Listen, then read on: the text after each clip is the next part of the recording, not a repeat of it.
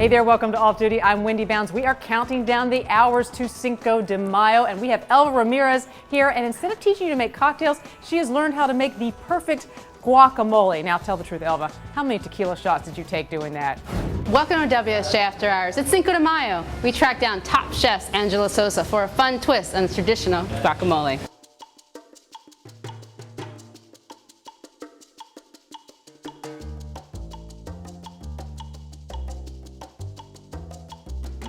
In theme of Cinco de Mayo, we're celebrating the Mexican unity. I want to focus on the colors of Mexico, and also I want to focus on sweet, sour, salty, and these are the flavors that I love. So we're going to dazzle up this guacamole with some blood oranges, some cotija cheese, which is salty, and some crunchy cashews that have been tossed in a little sugar, some chipotle ancho chilies, and some cilantro, Mexican cilantro. And we're just going to really dazzle this guacamole up with some freshly grated white chocolate.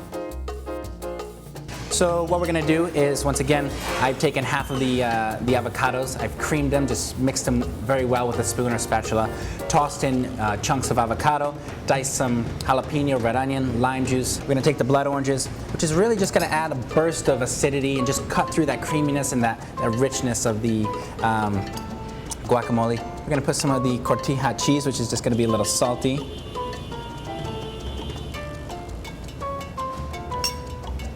Gonna just put some nuts over here for texture, just so it's texturally stimulating and really just crunchy and creamy and just yummy. And we're just gonna top it off with some beautiful white chocolate, just to balance the acidity of those blood oranges and the sourness of them and complement the saltiness of the cotija cheese. And then that's it. We're gonna take some fresh tortillas, and voila. Now getting back to superheroics, Lee Hawkins, he interviewed a UFC fighter who works on Wall Street by day and is a mixed martial artist by night. How is that for a secret identity? Oh, come on, he doesn't look that tough. Look, I gotta ask you, is your long-term outlook on commodities so bad, or is it just that you have a passion for ultimate fighting? It's the passion kind of for fighting and the passion for my day job as well. I truly enjoy both, and I'm extremely happy doing both right now. And knock on wood, if I can stay successful on both ends, I'll be lucky to keep doing so. How do your colleagues perceive this? They love it.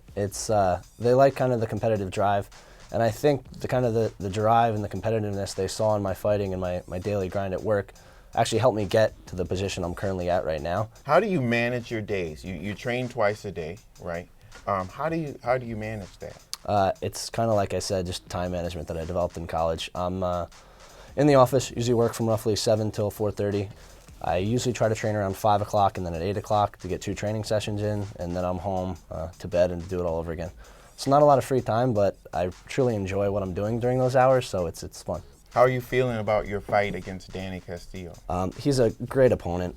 He has a notable 4-1 record in the UFC. He's been a veteran for a long time. And the team alpha male he fights out of is a strong camp. So it's going to be a tough opponent. But as I mentioned to you before we even came in here, there's no easy fight in the UFC. My fight camp has gone absolutely great. I'm healthy. I have no injuries. And come Saturday, I'm looking to put on a strong performance. And what's great is you always have to be wary of the humble guy, because that's the guy that really can fight. If you go into your boss and you ask for 2 weeks off, he's got to give it to you, right? Well, yeah, but his response would be, just don't expect the job when you come back. Okay. Well, I think you'll continue to have a job, and it may be as your career continues to grow with the UFC. We'll see what happens. Alison Bechdel, she is an Eisner Award-nominated cartoonist and graphic novelist. She recently sat down with Speakeasy's Chris Farley to talk about her newest graphic novel. It's called Are You My Mother? It's probably a safer profession than UFC fighting, I think. Hi, I'm Christopher John Farley, an editor at the Wall Street Journal. I'm here with Alison Bechdel. She's the author of the new book, Are You My Mother? It's a graphic novel that looks back at your relationship with both your parents, but particularly focuses on your mom. Your last book, Fun Home, sort of dealt with your father and his side of the family. This one deals with your mom. Why did you decide you wanted to explore this part of your upbringing? I wrote the book about my father because it was a really painful family story that had been kind of simmering away in my life for 20 years. My father was a closeted gay man who, or bisexual, it's a little unclear, who I'm pretty sure killed himself. He was hit by a truck when I was in college. And so after 20 years of living with that story, I decided I wanted to try and tell it. As a lesbian myself, it just felt like a very significant knot that I needed to unravel. Now, this book is a very complex, nuanced story. I mean, you weave in not only your story and the story of your mom and a bit about your coming out story, and there's also psychoanalytic theory and things dropped in from your own sessions in therapy. What made you think that the cartoon format was the best way to address this story rather than in a perhaps conventional prose? You know, I don't think I could have told this story in prose. I feel like I need the vocabulary, the grammar of graphic narrative in order to manage all these different strands that you just listed. It jumps around in chronology wildly, like 1 second I'm an infant, the next one I'm 50 years old on the phone with my mother. I do explore different psychoanalytic ideas. I take people into my therapy sessions.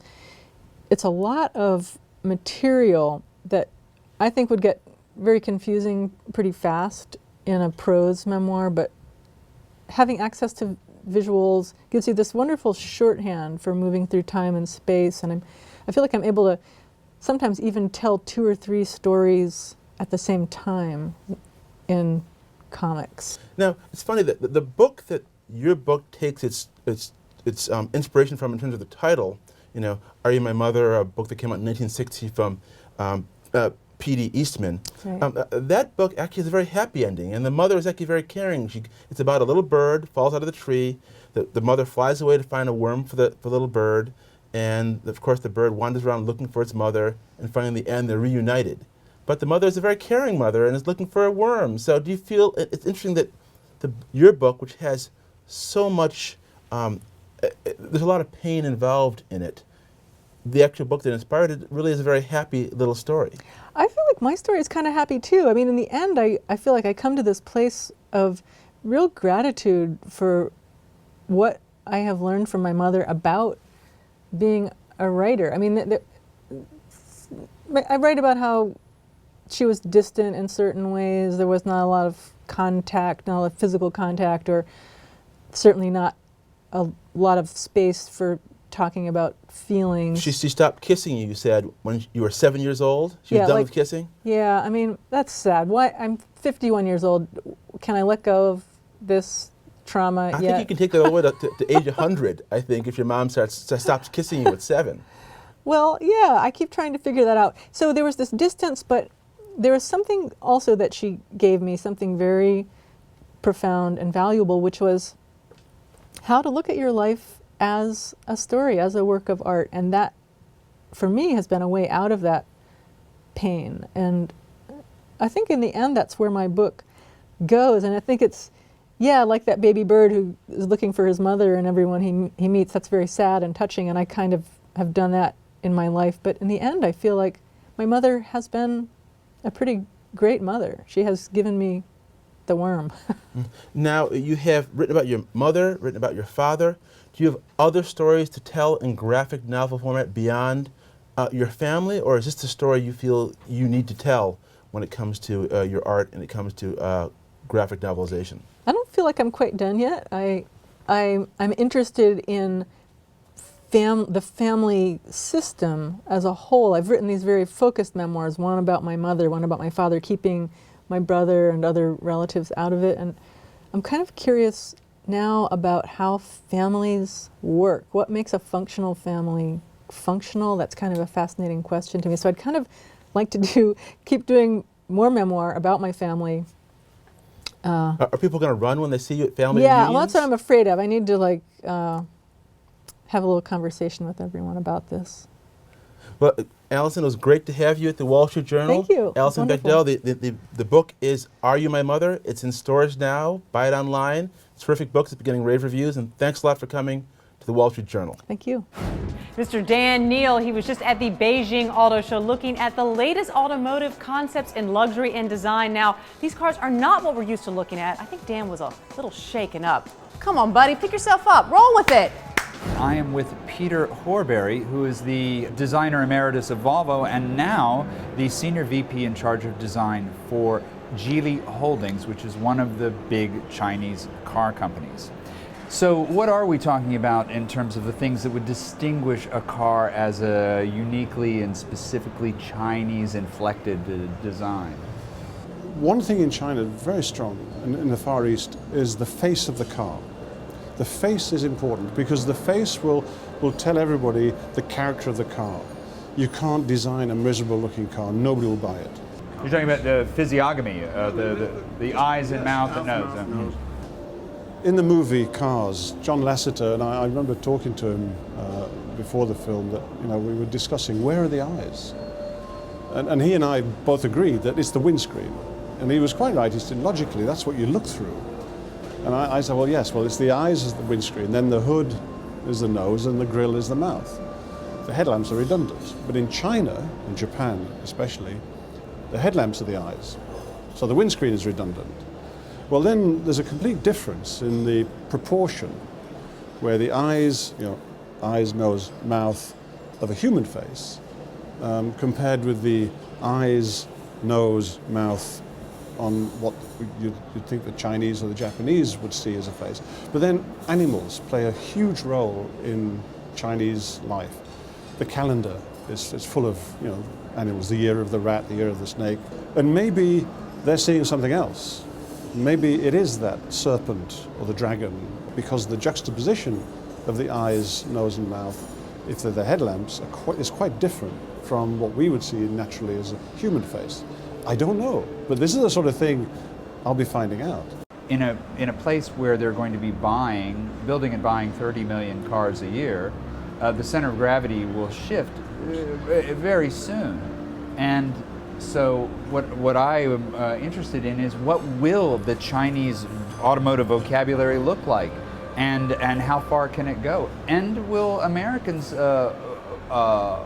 buy it like Americans bought Swedish furniture in the 50s? I think that the Chinese have a great opportunity here to bring all of this heritage, this beauty, this the sense of flowing lines of their architecture into the car in a different way.